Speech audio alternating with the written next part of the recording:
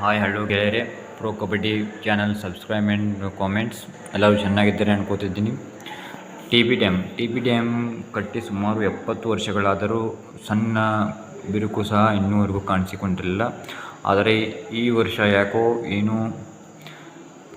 ಯಾಕೋ ಚೆನ್ನಾಗಿಲ್ಲ ಅಂದುಕೊಳ್ಳುತ್ತೇನೆ. T B dam ಕಟ್ಟಿ ಸುಮಾರು 70 ವರ್ಷಗಳಾದರೂ 70 ವರ್ಷ ಮೇಲೆ ಆಗಿದೆ.